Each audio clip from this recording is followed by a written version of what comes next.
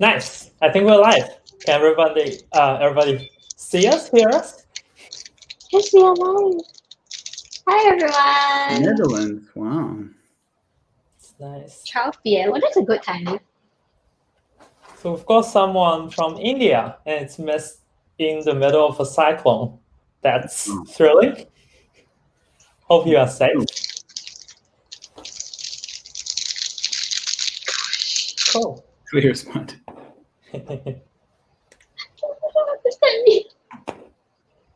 I'm going to focus my screen. Yeah, do it. Cool. So hello, everyone. Thank you for being here. This is exciting. And also my mic is not doing the double echoey thing, so that's good. So here with me, we have Tim, and then we have Ray Ching from Singapore, and Tim, I think Tim is currently in Geelong in Australia, Victoria. Yep. Great. So I thought I was gonna do some slides before it starts, and I was like, maybe I just should try using Notion as a presentation tool. So let's try it for a spin. So at the bottom of the screen, you will see a poll that's kind of asking everyone what's your experience with Notion. Feel free to do a poll there.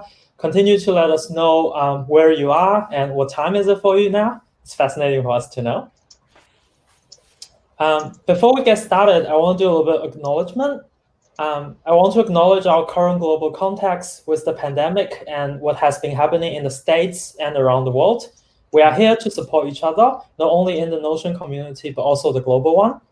As this context continues to evolve, we have an opportunity to empower each other, develop shared resilience, and work creatively so we can rise to the new challenges. Nice, Lan. Thanks. Cool. Some housekeeping things. So follow the instruction on the right-hand side of your screen. Say something nice in chat. We'll keep monitoring that. I'll be your host tonight, so I'll be looking at this and looking at the question section. So use ask a question whenever you do want answers. For example, you're not sure what's happening or there's a specific trick you want to learn. I'll keep monitoring that and try to answer as many questions as possible in the Q&A. I've put this takeaway links in this green button, which I can't really see at the moment. I think other people can see it. We've prepared a Notion page that has some recommendation from Tim and Ray Ching, and then some little surprises in there as well. So check it out and take it away. And it's okay to take a toilet break or take a phone call. We are not your boss.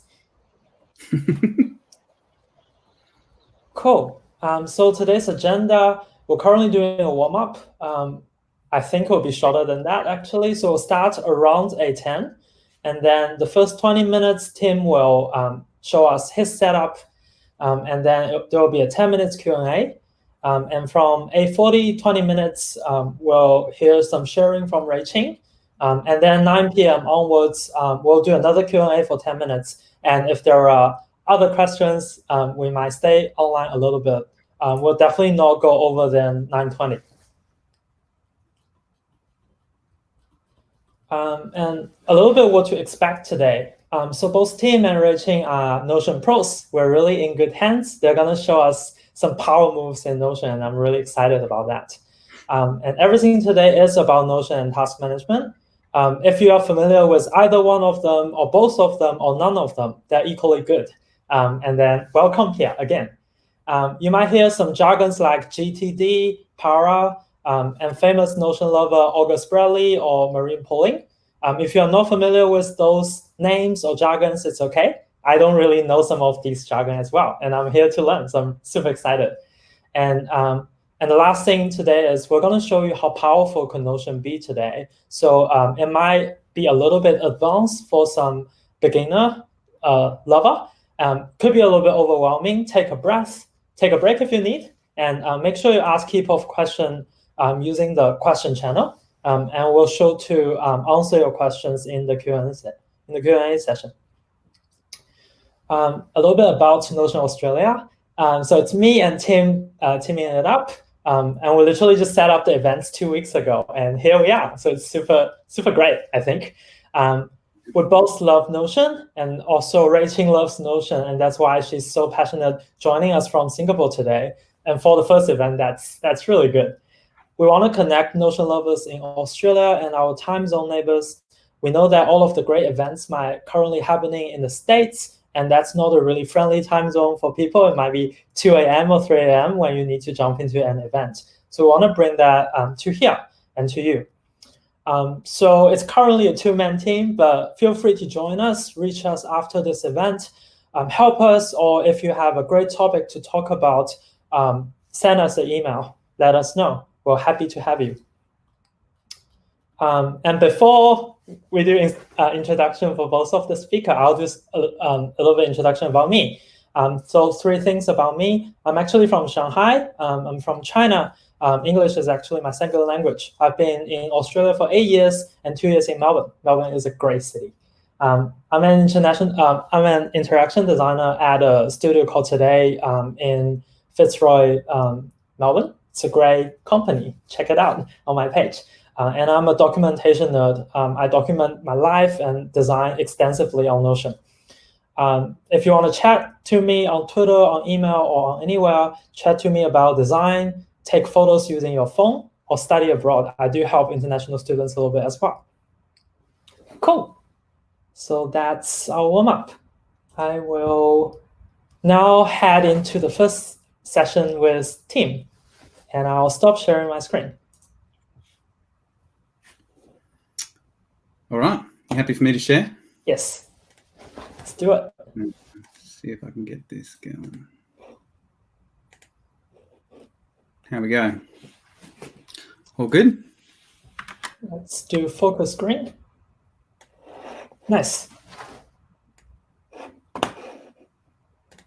Great. Okay. Hi, everyone. Thanks for tuning in. Just a little bit of context about me. We're going to dig through my task management setup, and that's obviously buried in my life. So I thought just share a little bit about some of the things you'll see. I'm married. I've got 4 little kids. For work and kind of work type things, I chair the board of a not-for-profit that you'll probably bump into in here called NCI. I'm a Notion Pro. I have a company called The Good Cup, and that has 2 businesses within it. One called Best Practice Management, and that's primarily working with lawyers, but lots of Notion stuff, but also supporting their businesses, kind of business management, business consulting stuff. And then another business called Notion Management, which is purely Notion consulting. The structure of my Notion, I just thought I'd share a little bit about how I've set up the whole workspace, because the task management's really plugged into that. So I have 6 databases, and those databases are all interconnected. So if you haven't come across relational databases yet, don't worry.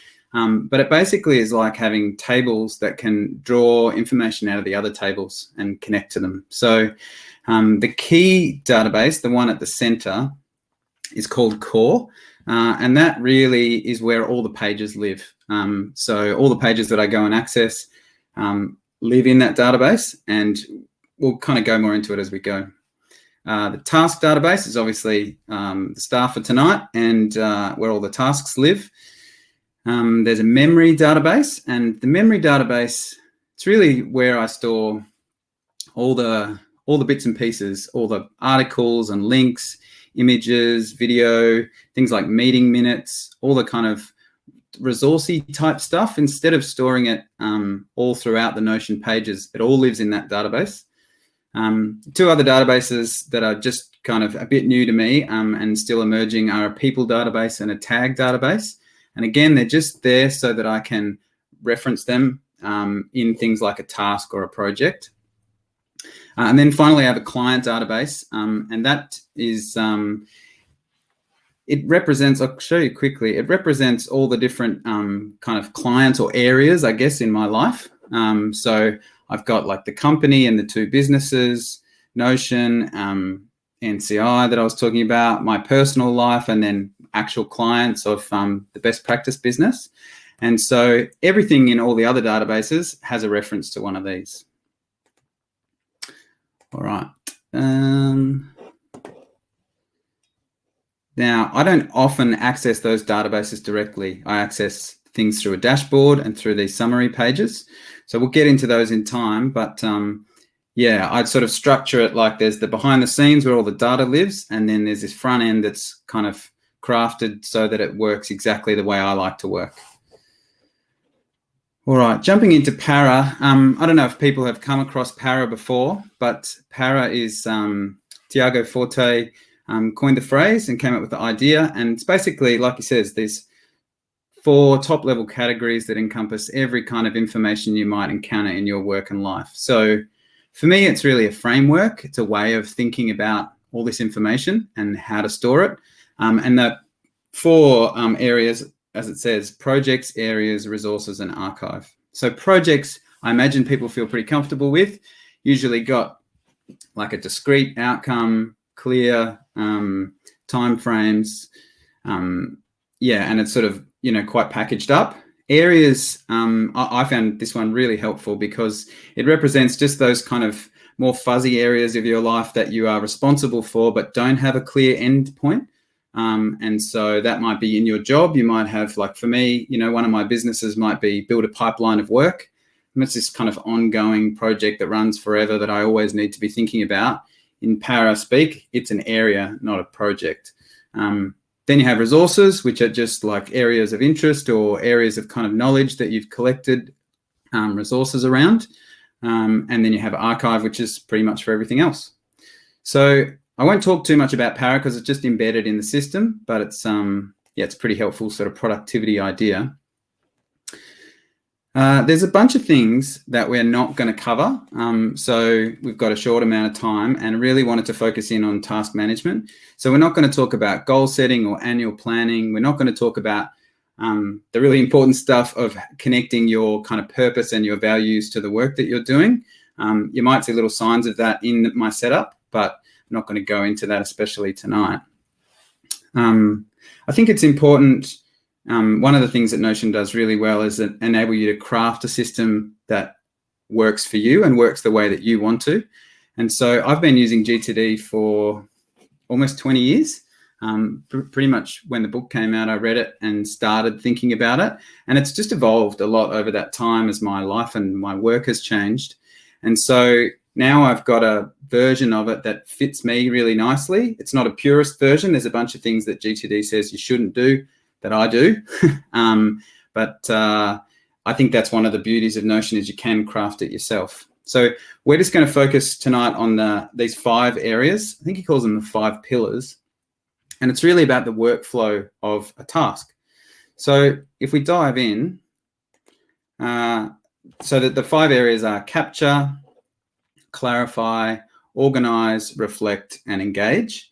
And capture is really about getting things in. So one of the key ideas inside GTD is that we've all got these open loops. We've all got these kind of stray bits and pieces of information in our minds that we're trying to hang on to, that we're trying to remember. Might be as simple as remember to stop and get milk on the way home, or it could be as significant as remember to do a will or that really important thing for work. You need to find a way to capture them, to get them into a system. And so Notion's pretty good for that. So I use the iOS sharing menu on my phone. I'm sure there's an Android equivalent where you can just quickly send things to the app and things go straight into the task database. I use the web clipper for the extension for the web browser that allows you to grab a page and the link.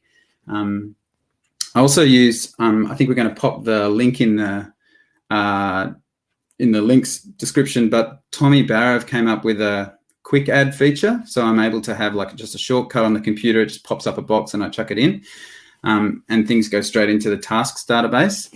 And the key point is that you don't want to be thinking, just when it comes into your mind, you don't want that to distract you from what you're doing. You want to be able to hone in and focus on your work. So just kind of add it to the system and forget about it because you know that you can trust the system that you'll come back to it and it'll get dealt with. The next stage is clarify. And so that's really when we start to take items that have gone into the inbox and start to put them in their right place. So I'll show you, this is just what the inbox looks like. It's just a filtered view of the database. And things could get in here in all kinds of ways, but let's just make a pretend task that says review task management session. And that could get in there just by typing it or by any of those other methods that I said. And if we open up this task, you can see here are those databases that I relate everything to. So we've got a client.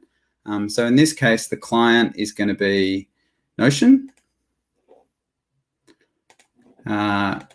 Core, so this is where my projects and areas and resources live. And so let's go and have a look for Notion Australia. So Notion Australia events. Context, GCD has this idea that you can label tasks with a context, and that's a really good way to search for them. So I would say like that'll be a pretty high energy focused task. And I need like my Mac and probably just those two things. I'll be talking to Lennon about it.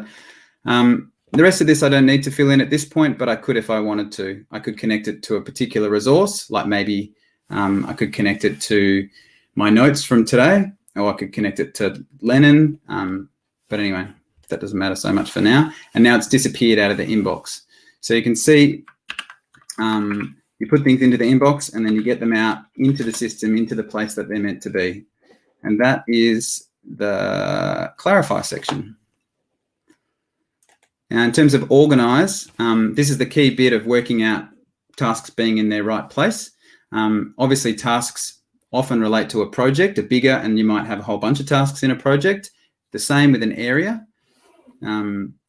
So I'll just show you, we'll jump right into my Notion task list. So this is a filtered view you can see over here. It says, I'm in the task database. It says, show me all the tasks where the client contains Notion, and it's not already marked as done. And you'll see down here on the left-hand side, the core. So these are areas or projects or resources. So I've got a project to develop my workspace, my personal one. I've got a whole lot of tasks under just the area Notion, and they're usually things like watch the office hours and a bunch of other resources that people put out, something to do while I do the dishes, and then a few other kind of projects. We can flick across to the core database, and that will show us those projects or areas or resources.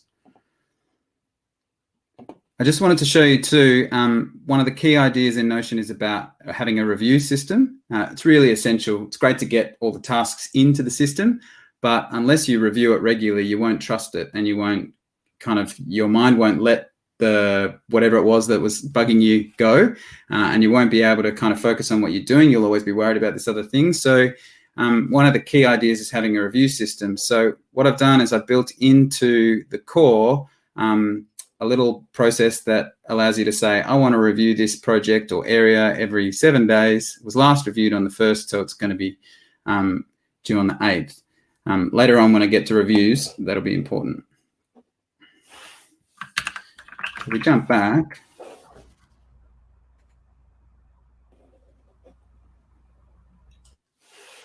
sorry, fast scrolling and webinars never works that well. So this is the review section. In here, once you get all the tasks in, and like you saw at the beginning, I've got kind of all those clients. So each of those clients has projects and areas. I had a look while I was messing around preparing earlier, and there's 280 tasks in the system. And so the key thing is that you get them in the right place, and they show up when you need them, but not when they don't. I don't want to be looking at a list of 280 tasks, freaking myself out, having a panic attack every day. But I need to be able to see them at the right time. And so getting them in the right client and project means they show up in the right space. And this review process is essential. So I'm going to jump into the dashboard that I use. Now, I've got a few different dashboards, and this is just a nice big general one. Make it easy for us to just have a look at things as an overview. So I have 3 different reviews. They're all, the first 2 are really short, but every morning I start, this is a template button. If you haven't come across these before, you can just click it and everything that you've put inside it duplicates. And so every day I start my day, look at the calendar. I can click this link and it takes me straight to a view of the tasks database that shows me things I'm waiting on. just a bunch of things that other people have told me they'll do that I'm waiting for them to get back to me on. And I can click that link and it'll take me to a view that shows me all the tasks that have priority and all the tasks that have next actions. So that's in the morning. It might take 5 minutes, maybe not, but it just kind of orients me and gets me going. Gives me kind of a moment to check off, oh, actually that thing got done, or maybe I should add this in. So it's a really quick sort of planning review. At the end of the day, I spend some time making sure we've collected everything. So I go through and collect all the materials. This is for any GTD nerds. This is kind of the big deal. You want to get things into an inbox and then process it. So email, physical stuff, digital files, phone messages, etc., empty my head and then process that Notion inbox.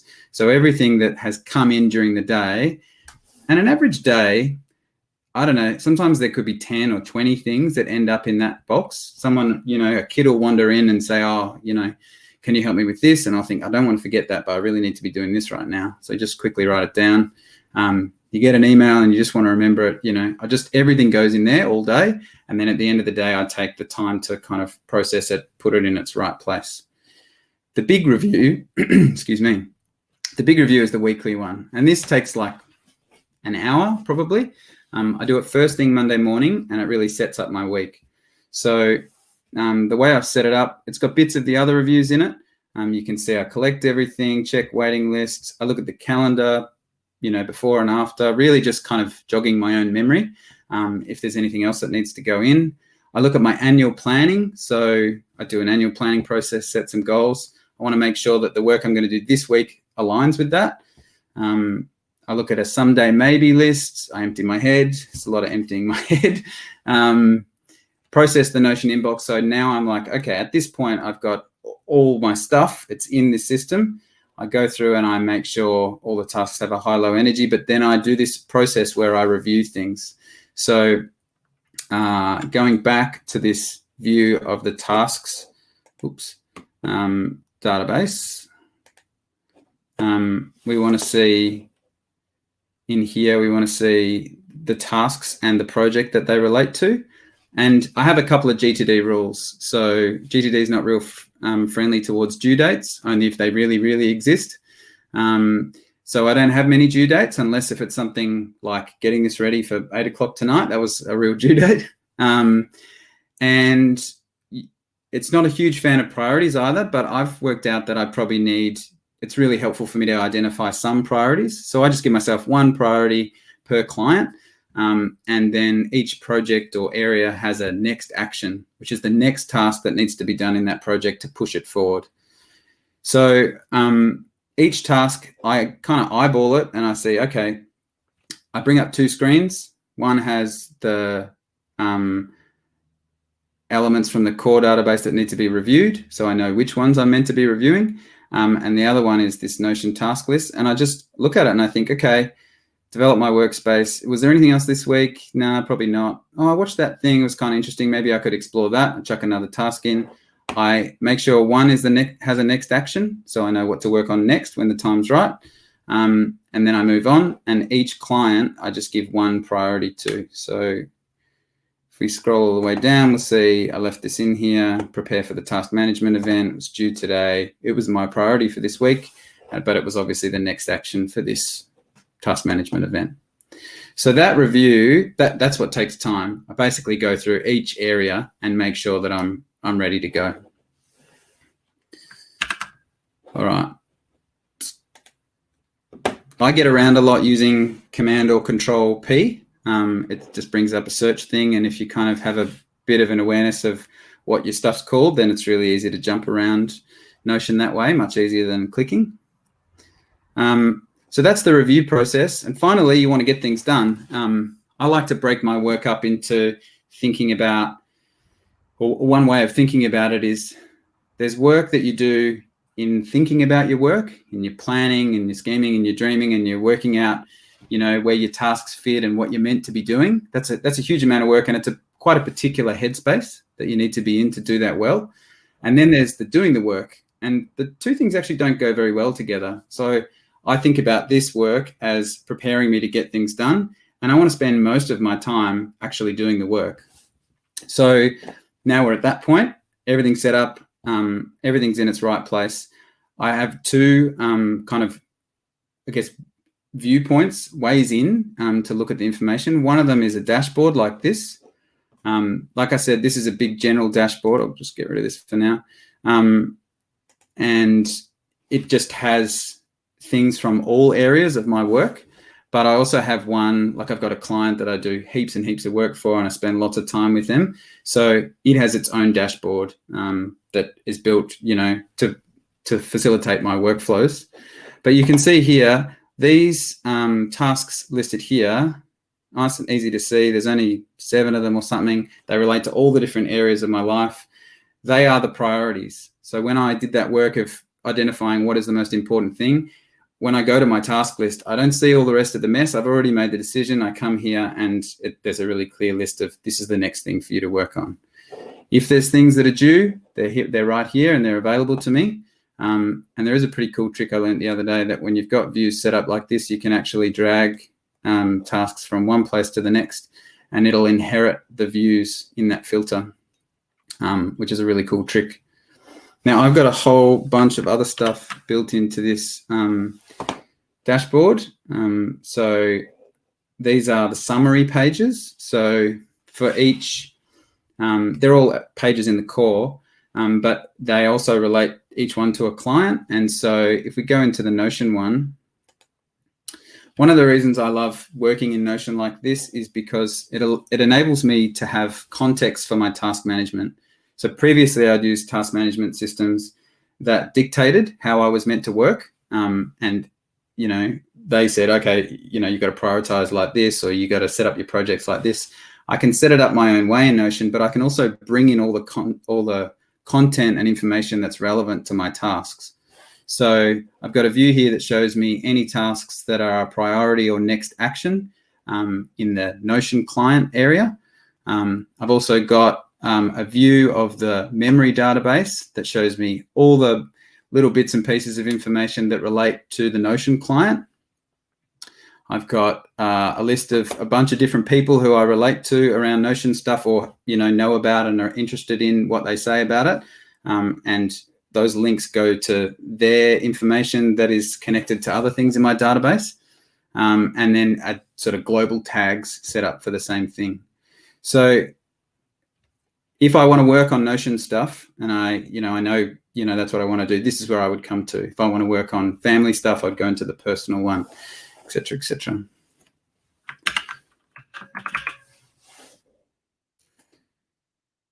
I think that's it. I think that's amazing, Tim.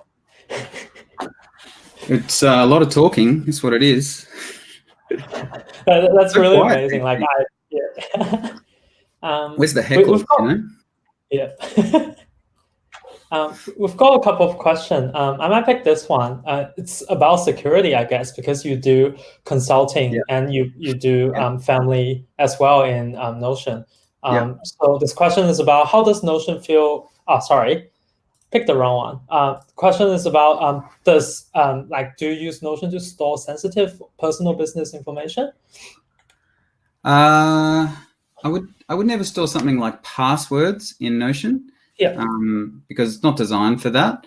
But I do store, sensitive information, and a lot of my clients do as well. There's a really good, the best person to answer this question is Notion themselves. And maybe we can put a link, but in the online help, there's a section on security talking about kind of their standards and what they do. And I've had a fair bit to do with them. And so like my experience so far is that they're really trustworthy and that they're working really hard and technically they're doing all the right things. But, it's the internet and there's stuff in the cloud. So there's always risks. But in terms of what I do, I store a whole lot of quite personal information in there. Yep. Cool. And I accidentally click on the other question, which is, there's definitely loads of data in your database. Do you feel Notion is laggy, or is it performing quite well for you? No. Yeah, my databases are tiny compared to some of my clients. Like I've worked with lawyers and, we fed in 25 years worth of files. this company had like 10,000, or maybe more. I can't remember in the end. But at least 10,000 records in their like one main database that they access. For all their taking notes and storing all their information. So it's absolutely huge, and it's fine. It's really responsive. I think because you're not displaying all that information at once, and the same with all my setups, like they're all links to the real database. And so I never really have a need to show too much at once. It's only ever really, 10 or 20 lines at one time. Yeah. And I do the same. I really like your concept of you just don't touch your database, but you use your kind of different view as way in to access them. So you never need to look at the entire database at any given time. Yeah, it's just so overwhelming, especially I think when you're juggling a whole lot of things, you got to kind of protect your mind a little bit. It can be completely overwhelming. And so if you set it up so that you only see what you need to, then it's easy to focus and get the job done. And I think sometimes a tool like Notion, if you're not careful, could be more distracting than helpful. And so being able to bring some focus to it, building dashboards or, sort of focus points is a key. Yeah. And I'm also interested in this question. So you had your core database and people asking, what if you have a resource that belongs in more than one core items? Yeah. Well, it's a great thing about those relations. So it's really easy. It's really easy to relate them to multiple places. So like Lennon, for instance, we've only been friends for a little while, but at the moment he's in like the Notion workspace. But if he plays his cards right, he might enter the personal workspace as well, There's no reason why people can't be related to multiple clients, which is, super useful. And you talk, so how many workspace you've actually set up in Notion? You talk about a lot. A lot of people's private information in the side, but working across a bunch of law firms and a few other different kinds of businesses, and then a few personal projects and a few Notion things, and it's a lot of fun, and they can be really different to one another. I need Lennon's design aesthetic applied to my stuff. It's it's kind of ugly. It's pretty enough that I don't wince, but I'm sure other people do. It's mostly functional. And this is a personal question. Just when I was kind of viewing your tool, how long does it actually take for you to get here? Like you've had such a good rhythm of reviewing daily, reviewing every evening, and then every week. I think Notion has only been existed for this long. No, I have been refining the way I use GTD for most of 20 years. And I think, I don't think you can overstate how significant it is to have a tool that can adapt to the way you like to work. So for years I used OmniFocus to do GTD, which is a Mac app, and it was amazing. They built it like exactly the way GTD. I think they worked with David Allen, the guy, but there were things about it that I didn't like because it didn't quite do it the way I wanted to. And being able to build this system inside Notion has meant I can make it do exactly what I want to do, and so the tool gets out of the way and I can just focus on the work. It's been a fun process of refining and iterating and stealing good ideas from other people, and it's pretty great. I'm pretty happy with how it works. Awesome. And I know you will like this one. So it's from Richard. He asked, he's a fairly new user. He asked your preference around using templates and kind of creating your own setup. Yeah, Len and I have talked about this a little bit. I think one of the temptations is just to go and get as many great templates as you can. And there are lots of people doing some excellent work, and I think the benefit of a template from somebody else is that you can look at it and you can understand how something works and you can see some really great ideas. But I would always really encourage people to try and build it themselves, mostly so that they really understand how it works and that they can customize it to them. If you're just pulling someone else's template off the shelf, it's like going and, just using a bit of software that already kind of exists, that already knows how it wants to work. So, I've used a heap of templates, but my most satisfactory and powerful experiences with the tool have been when I did the work to build it myself. Awesome. And did you have any trouble kind of rebuilding? Because I understand for every Notion user, rebuilding your workspace is kind of part of it, like evolving it every day. Do you have kind of techniques or certain steps you follow when you kind of go through, okay, I need to kind of rethink this whole thing? Yeah, back everything up. Yeah, I just have a like a team account. So I don't have the enterprise account, which means that you can go back to a version forever. And yeah, there's been a few times where I've changed something and I thought I'd got it all right. I'd moved things into a database, or whatever. And then I went back, 3 months later or something, and the content wasn't in the page. Or so the biggest tip would be duplicate things before you move them around. There's no limit to how much stuff you can have in there, so go nuts. Yeah, and then because of the way the pages work, I mean, you can essentially start a whole new workspace just by building a page at the top level and just go from there. So you don't have to start a new one. In fact, it's kind of annoying switching between them. So yeah, just start a new top level and build everything down from there. And yeah, and then you'll have two. You'll have your old one and your new one. That's cool. Yeah. Cool. We might let you take a breather. That was a lot of talking. Thank you so much. I'll answer two quick questions. One is, will the stream be available to view afterwards? Definitely. So Crowdcast automatically recording while we're doing it. You can come back at any time and relook all of the recording if you like. People ask, where is the best place to learn Notion? So I have put this link onto the screen that I didn't realize I didn't put there. So there's this links for you to take away. In that page, I've provided a couple of good video tutorial for you to start, or there are other communities you can join. For example, Notion Made Simple on Facebook. There's also a Notion community on Reddit, which is pretty good. There's also Slack channel and other things if you want to explore. Yeah, and finally, and Notion does have a help page by themselves. So that's a really good place to start as well. Yeah. Cool. Shall we introduce Ray to everyone? Please. I can introduce myself. Welcome, Ray. Yeah, give us a little bit introduction about yourself. Yeah, actually, in my presentation, I will introduce myself. Yeah. So, oops. I will focus your screen. Cool. Okay. Now Ray is very prepared. She has the slides.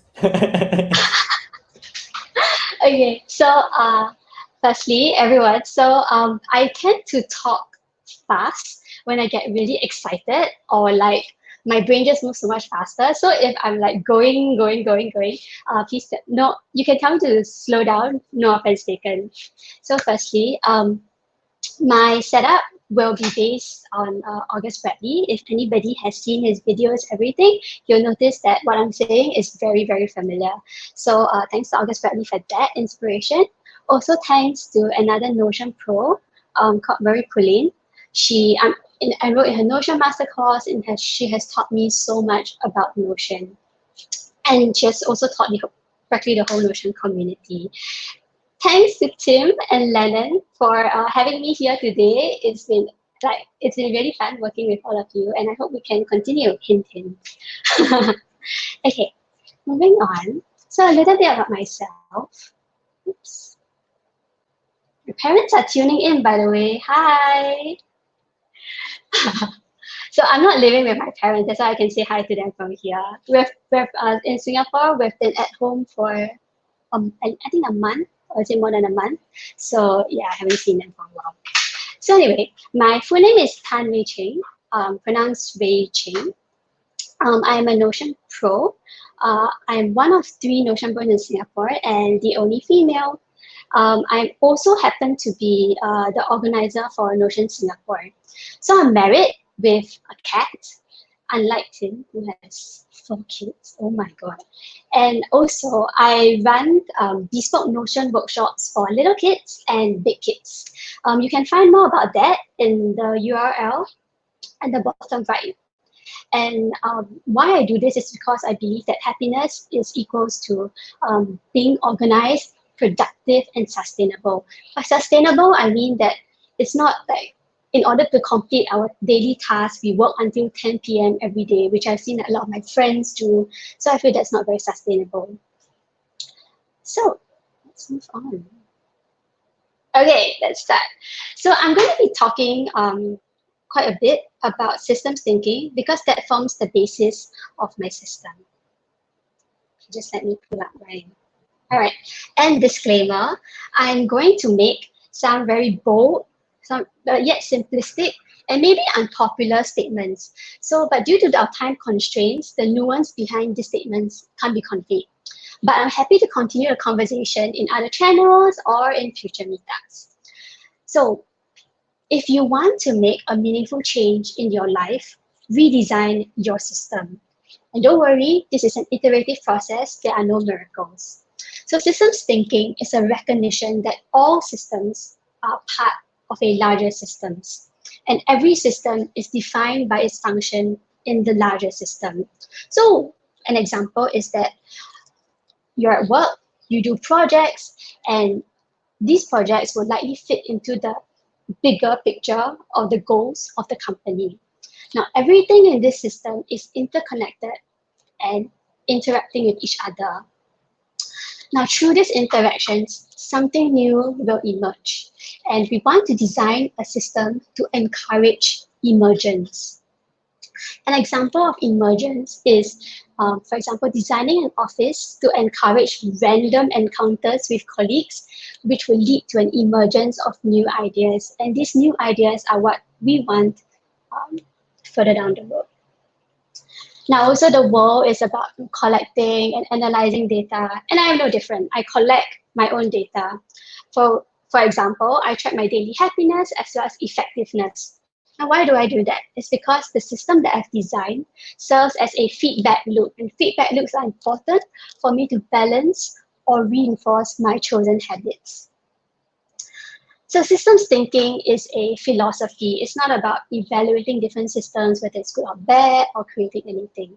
What's important is that you create your system that emphasizes what you prioritize and what you value most. So here is a, here is the PPV method, or rather PPV methodology, however you want to call it, PPV system, sorry, structured. Introduced by August Bradley. PPV means pillars, pipelines, and vaults. You'll notice that the vaults is not shown in this diagram. This is just merely one part of my setup. Okay, so on the left side, you'll see it's a pillar to pipeline pyramid. So remember that pyramid, and now let's look on the right side. So at the top of the pyramid, we have the guiding principles. So the guiding principles will be where you would put your values, your motivation, your purpose, etc. And it forms like a North Star for you. And below the guiding principles is supported by the pillars. So examples of pillars are like family, learning, health and fitness, etc. Now below that are value goals, goal outcomes, projects, and lastly, the executables, which are the tasks. So get that? I mean, we're kind of all on the same page. Okay. So now let's go into my Notion workspace. Oh, the screen just went black. Sorry guys, just give me a moment. It's very detailed graph in Figma. I'm impressed. Okay, so let me. Hey guys, I have a problem. My screen just went black. Look, Right. turn the I'm gonna brightness down. disconnect my screen. Little. No, it's sorry, hang on. Oh, right, why? There it goes. Okay, yeah, you're right. Then,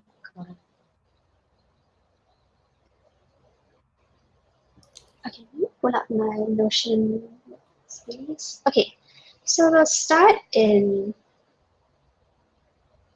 Okay, so bear in mind that this is a duplicate and sanitized version of my normal space because somebody asked just now that whether we store any confidential information. Yes, I do, and therefore instead of sanitizing the information, I just copied everything out and then like deleted the more confidential information. Okay, so unlike Tim, I have multiple dashboards, and I'll focus on 3 dashboards today because we're focusing on tasks today, and we'll start off with the first one.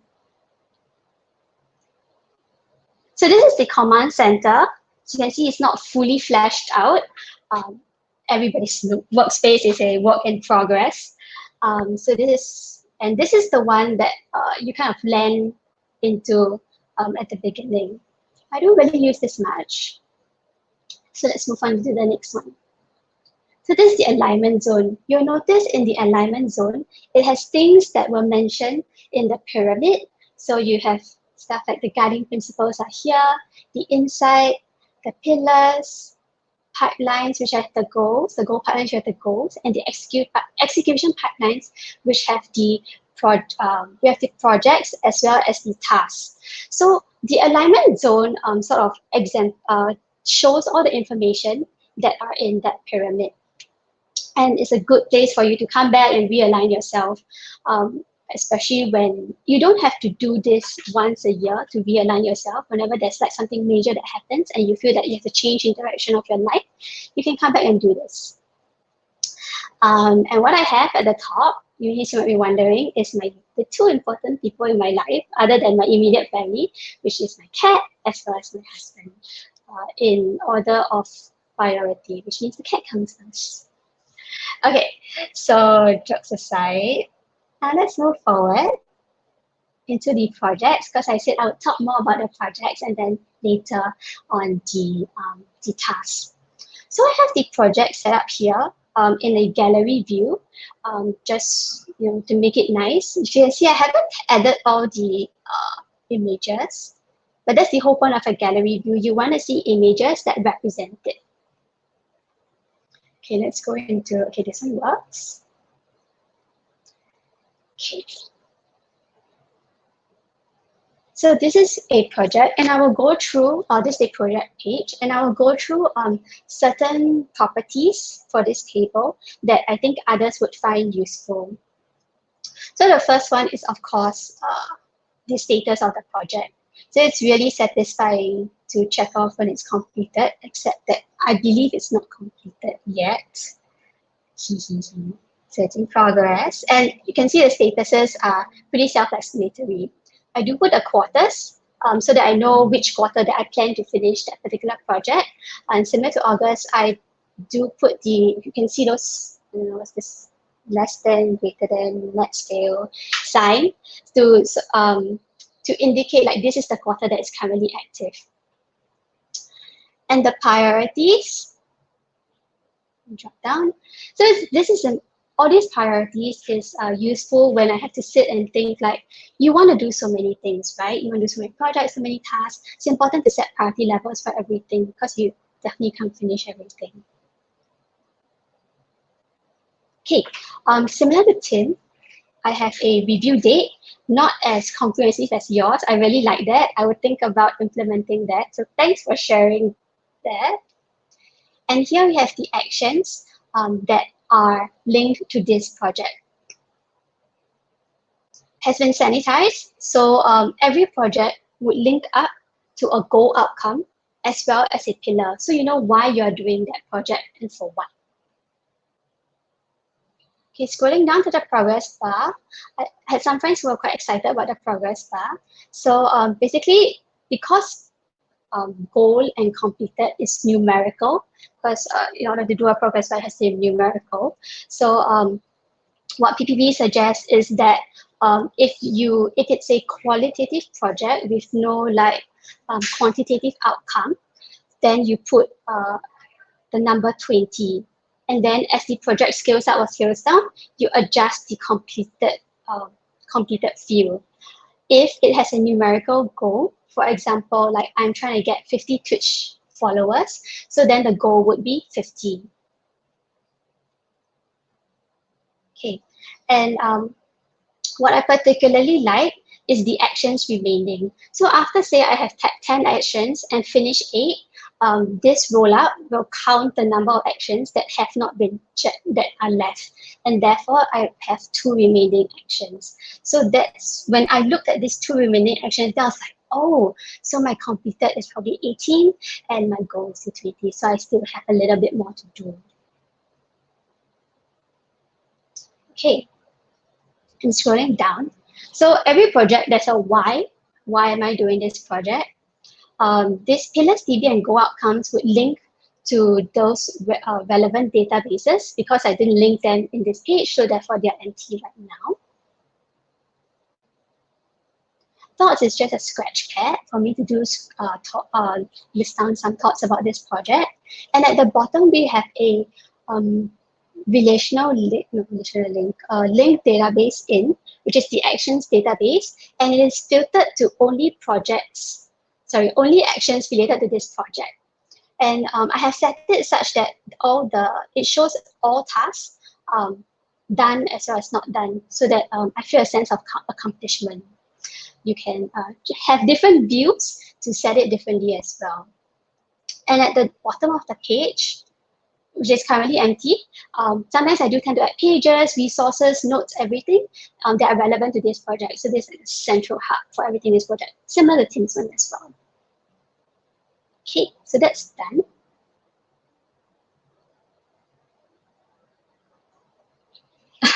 Life lessons, that's funny. Okay, so the task is further down, but let me move into the action zone, which is solely meant for tasks.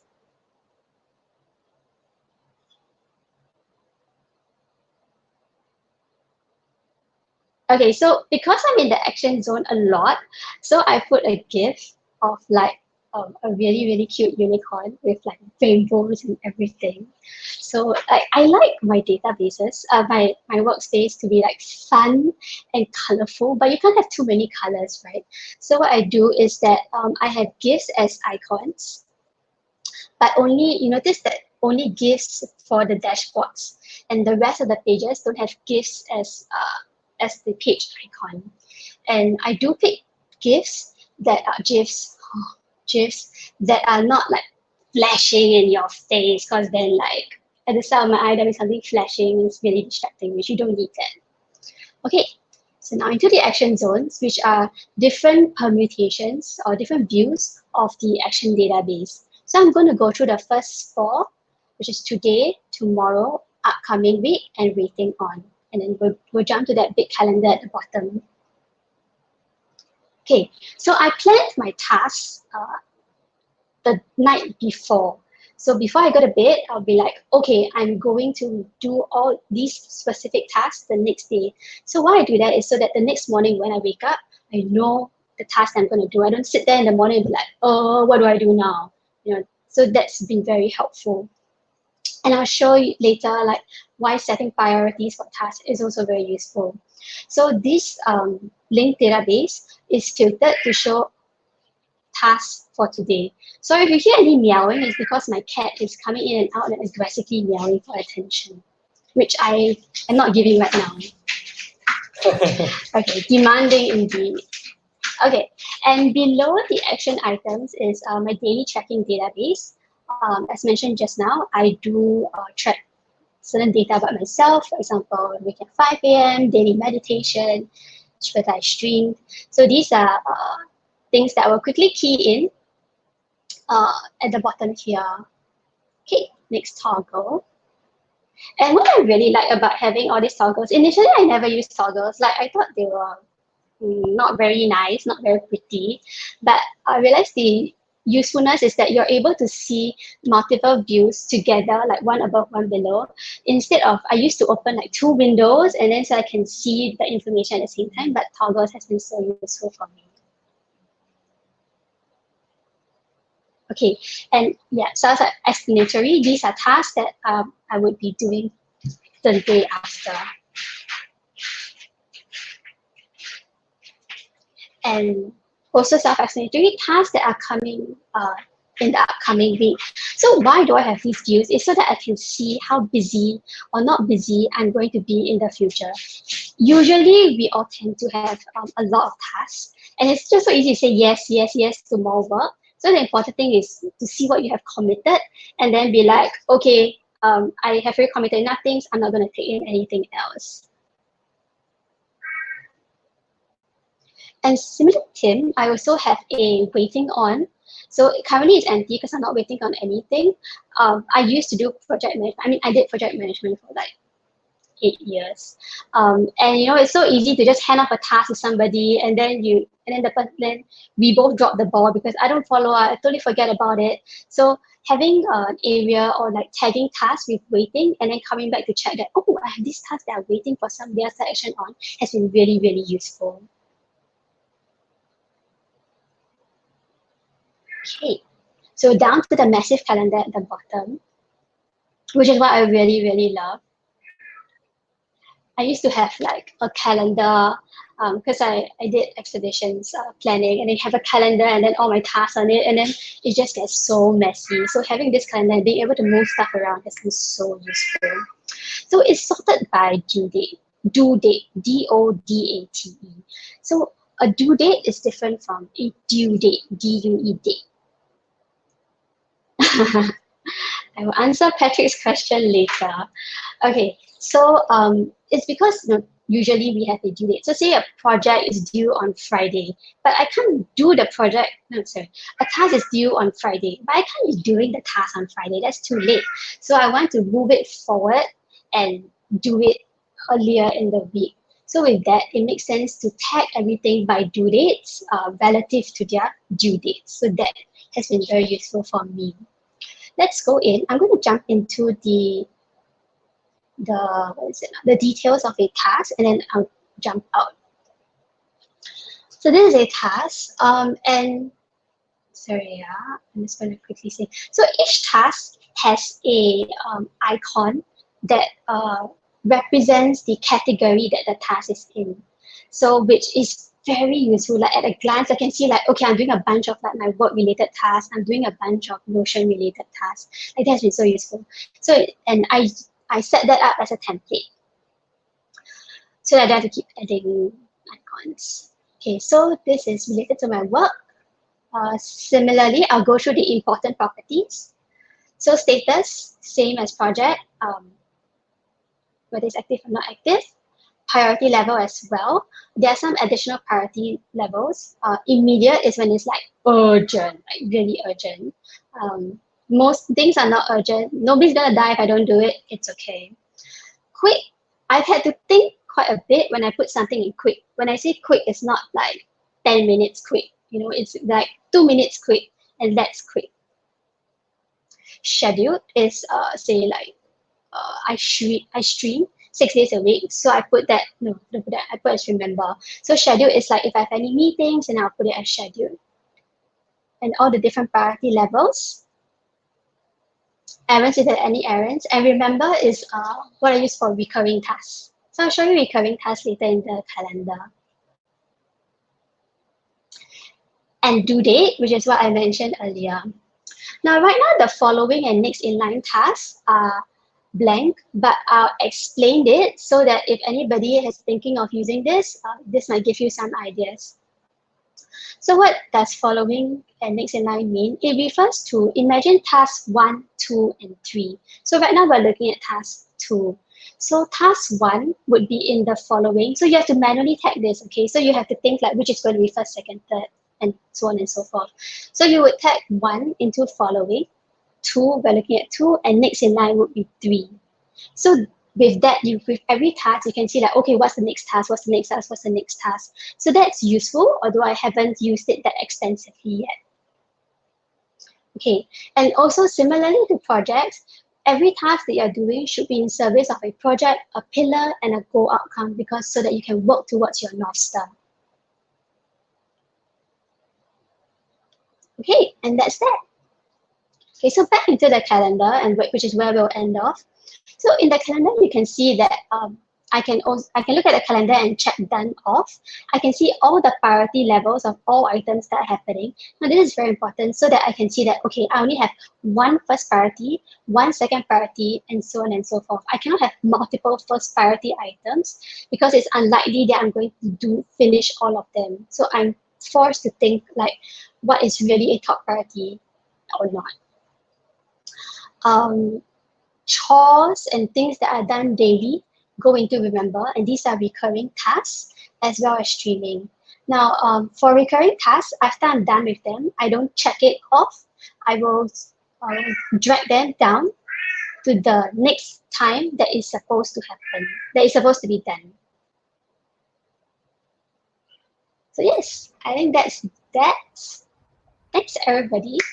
That's a nice trick. Just moving the data blocks around in calendar. And I think Tim has also showed us that he can move tasks just between kind of a Kanban view as well.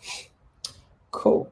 I'd like to ask you a couple of questions, but my window is actually free. So the reason Tim jumped out was he's trying to see if he can get a more refreshed version of the comment section. Yep. Let's see. Any limitations on the total number of table items or rows? Yeah. Not that I know of. No, right? So I think we've answered that question also in the ask a question section. I think all of us haven't experienced that breakpoint yet. And I've shared a Reddit thread link there, and people talk about the extensive use of the rows. So I think Notion at this point is pretty powerful in accommodating as many data as possible. There's definitely a limit, mathematically speaking. I don't think we have explored it yet. Yeah, I think it's because of the way they display it. You know, you only ever see like, I don't know, is it 20 rows or something at a time? And then you have to basically ask it to give you the next 20 and the next 20. So, yeah, but like I said, I've put 10,000 rows into a table and it just kept taking them. So I don't know. Maybe there's not. Nina asked, you say you work with due dates. Do you have due dates overview somewhere? Yes. So I'm just pulling up. You can see there's a due date here. If there's a hard deadline, for example, prepping for this talk, there's a due date, it will be there as well. And is there a view that is like an overview of them? Due dates overview, because due dates are not important for me, so I don't have an overview, but it's definitely possible to create, like creating another view here. Yeah. Do you use the reminder feature? You know how you can, when you add a date to something, you can to slap you around if you miss it? No, because when you schedule a task in advance, you know what it's going to do. I don't need another notification popping up, but it's dependent on you. Yeah. I use it for something that I just can't miss, like if I'm running payroll, you know, and there's a whole bunch of people who aren't going to get paid if I miss it. I won't miss it because it's in my list and I'll look, but I just put a little trigger in there anyway. If it gets to 3 o'clock in the afternoon, something pops up and says, hey, you got to do this. But more as a risk management tool than a, you know, like an actual reminder. Yeah. But I use that feature for clients quite a lot. You know, like I got lawyers and they have a system where they have to apply for aid, you know, like legal aid within a certain period of time. And so like when a new matter starts, we automatically put a task in and it's like due in 2 weeks' time and it reminds us in a week's time. It's helpful because the color changes and all of a sudden it's a lot more visible. So there's good use cases for it.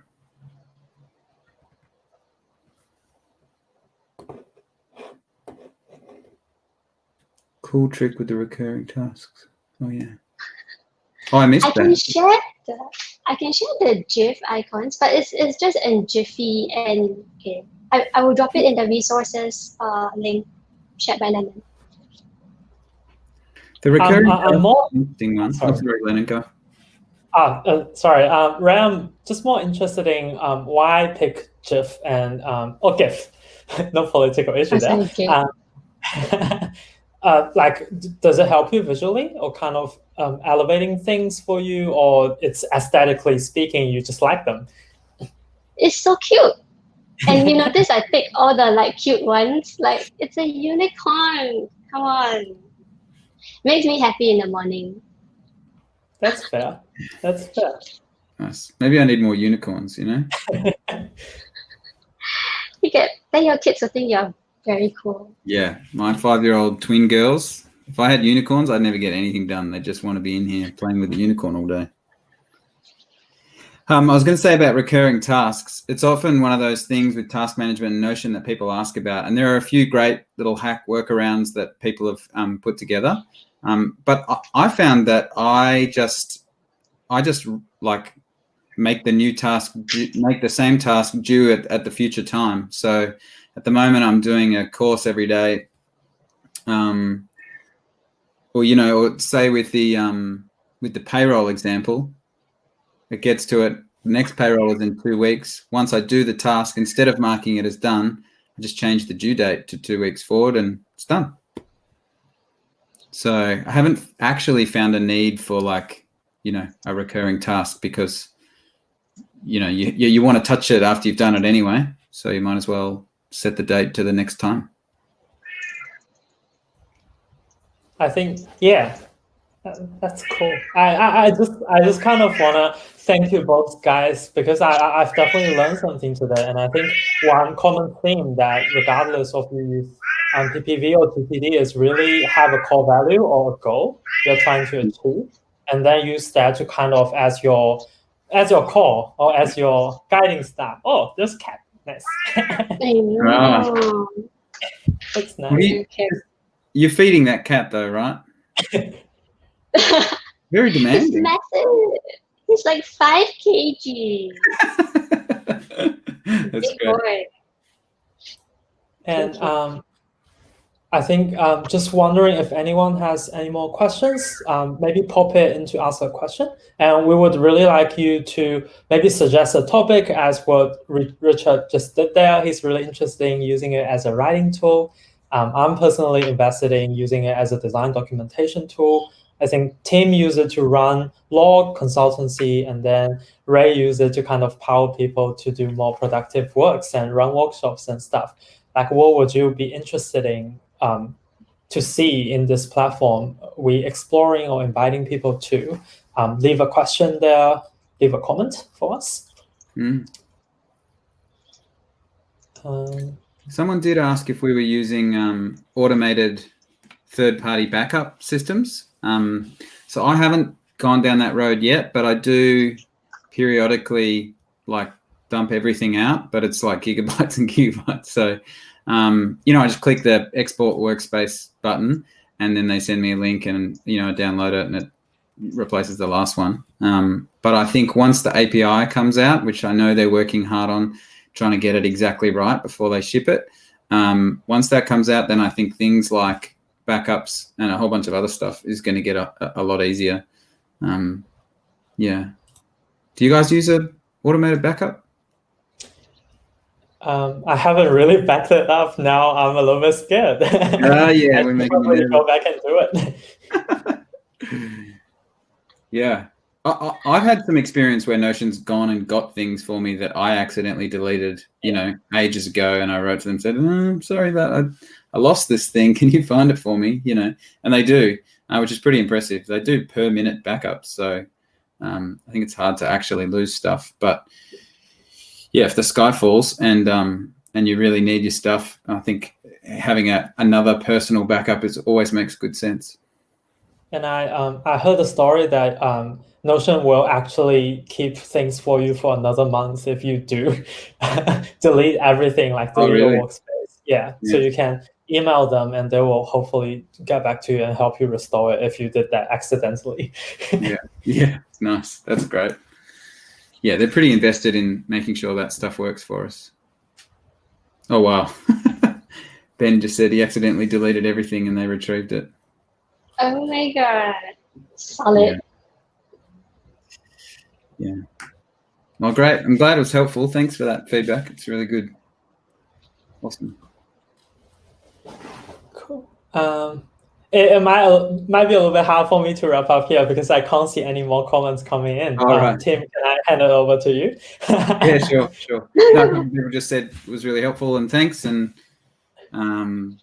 expect more in the future. So it's great. Yeah, and maybe for those of us in Australia, one day we'll get to meet up in person again, socially distanced. Nice. Cool. All right. Lennon, if people want to get in touch with us post this, will we put something in that Notion Australia page? Yep. I think one of the concepts Tim and I talk about is we don't just want to be another Slack group or Discord group or whatever group that is. We'd like to live in all of these different community for you. So tag us, tag Lennon or tag Tim if you have any question. We're on Twitter. We're in those communities, and we're both pros have contacts with Notion as well. So find us individually, and thank you for signing up again. We now have your email address. You do have ability to unsubscribe it. I've made that visible. But when we organize the next event, we'll definitely notify you and keep new ideas coming to us. We'll welcome any thoughts you have, any events you want us to kind of run. Yeah. Yeah, that's really helpful. Dan was just saying it would be great to see a basic overview of the structure of our workspaces before digging into the nitty-gritty. I think that's right. Oh, sometimes, yeah. It was hard to think about how to talk about a whole thing, but knowing that you needed some context. So that's fair. That's helpful. Yes, no, it's good. Thank you. All right, host man, I think we're done. Cool. We might just cap it here then. Thank you very much for everyone who joined us tonight, and for whoever's going to join later to see the recording. Both welcome. And we'll sure to notify you when we organize the next event, which hopefully will be very soon. And thank you again, Ray Ching, for joining us from Singapore. Yeah, thanks, Ray. Thanks, no worries. Bye. Well, everybody have a good evening. Cool. I'm going to click the end broadcast button. Thanks, Lennon. Thanks, everyone. Bye. Thanks, Bye. Thanks, Dave.